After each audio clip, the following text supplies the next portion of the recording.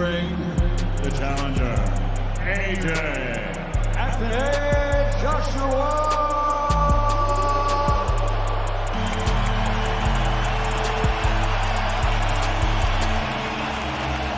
MMA striking coach, man I've known for over 20 years. And our unofficial scorer, Sean Wheelock, gave the opening round to the returning legend. Here we go, live. A close fight, so you don't... For AJ not having it on his own. I think both guys actually take it on. Watching two. Body by Paul. There's the left hand. Got it fairly wide, haven't you, Carl? I know Tony Bellew has too. I've seen Anthony Joshua so fast. Left, right, comes To it, his age, Yeah. he's been pretty busy. Look at it. That's half. Anthony Joshua.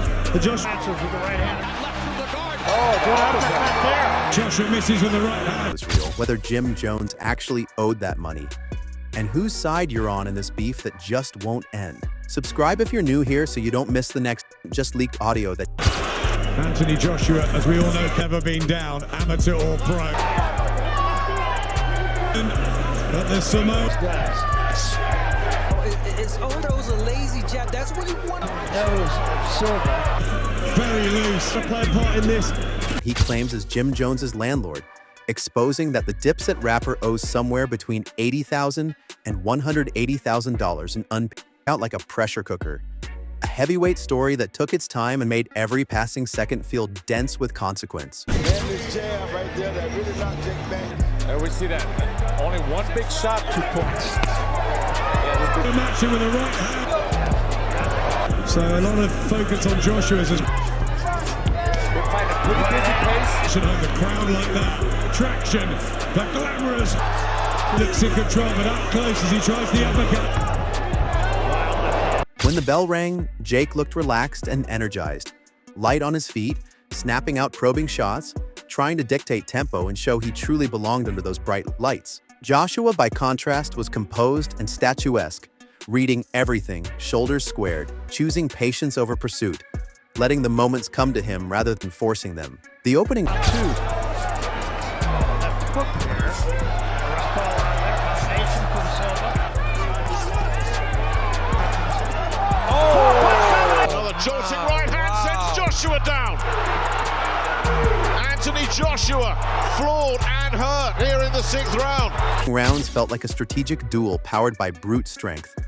Jake stayed on the move, mixing feints and angles, searching for a way to interrupt Joshua's timing, while Joshua quietly controlled space, edging forward just enough to remind him how unforgiving a heavyweight ring can be when it starts to shrink. As time passed, punches landed with more intent, clinches turned into contests of raw force, and the fight evolved into a slow mental test instead of a frantic... Very loose. To play a part in this. And this jab right there that really knocked Jake back.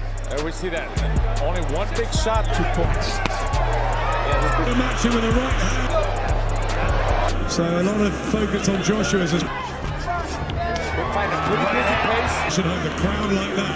Traction, the glamorous. Looks in control. race. Each time Joshua set his feet, the arena seemed to hold its breath.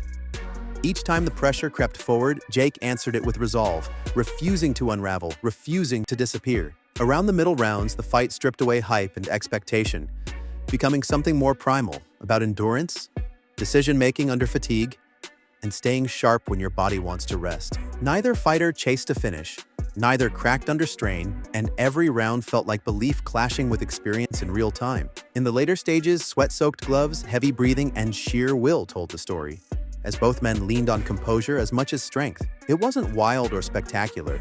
It was tense and deliberate.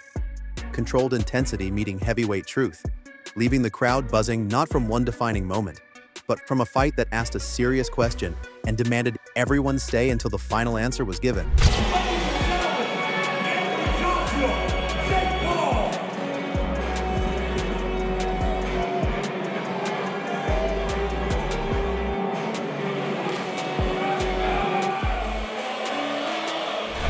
Right after the scale confirmed this wasn't some novelty matchup, but a full-grown heavyweight equation, Anthony Joshua took the microphone and made one thing clear: don't mistake politeness for softness.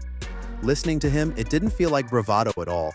It sounded like a veteran speaking from scars and rounds banked the hard way. He wasn't dismissing Jake as clueless.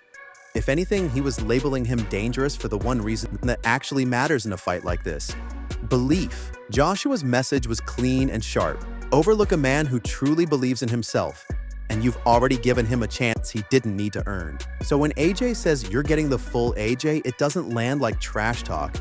It lands like a professional disclaimer. No easing in, no sympathy rounds, no side quests for spectacle. Just a heavyweight doing heavyweight work. What makes it hit harder?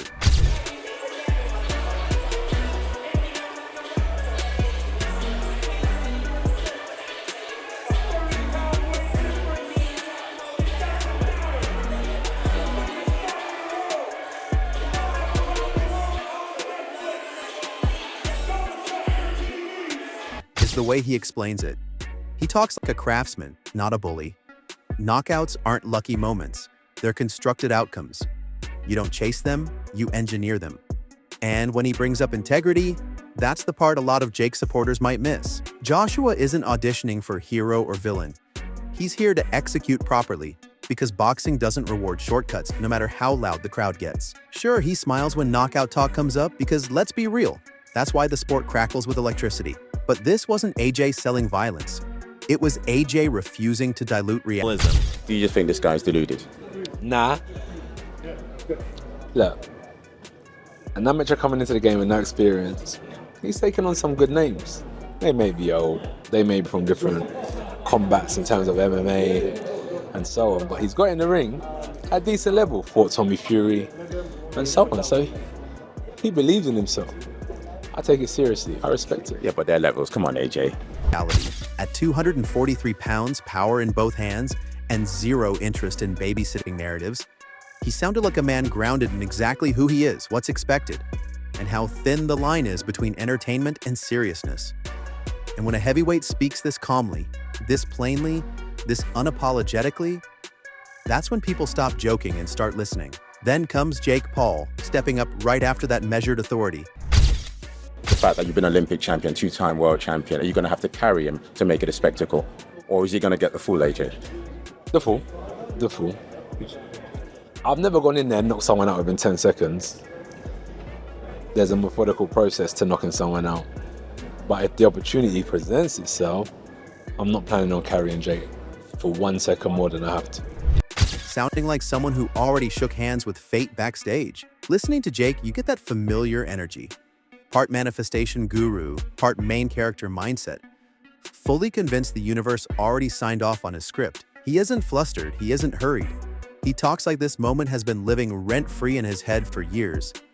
And love it or hate it, that level of confidence carries weight because it doesn't shatter easily. When Jake says people don't see what he sees, I actually buy it. Not because that he's necessarily right, but because belief like that lets you walk straight into danger with a grin. The Starbucks barista line? People are saying, AJ, they want you to win by knockout. What do you make of that? People here in the States as well. I love him. That's what we gotta do. That's what we're supposed to do. From the days of watching Mike, whether it's Foreman, Shavers, why do people love boxing? They don't love it from fighters that box 12 rounds and look great technically. They want to see people getting knocked out. It's just the game I'm in. People got to understand it. And I know people know where I'm coming from. They are like, oh my God, he's so crazy. No, they want to see knockouts. I respect it, I love it. What would it mean if you pulled this off? Yeah, when I win tomorrow, I mean, it's going to be an incredible moment, but at the same time, I know that it's coming. So I'll be very happy, and it'll, shock the world. People will, the world will be turned upside down. But at the same time, it'll just be proving myself right, and I will be the, face of boxing, the king of boxing, and just continue from there into more big fights. You can't dismiss it. I also love how he waves off the scripted fight talk with a shrug like, relax, this isn't a Netflix plot, while simultaneously acting like the world is about to reset around him. And here's the part we have to be fair about. Jake isn't pretending this is easy. He flat out calls it the hardest thing he's ever done. And that honesty actually amplifies the confidence. This isn't recklessness, it's commitment. Whether that belief survives impact is another debate entirely.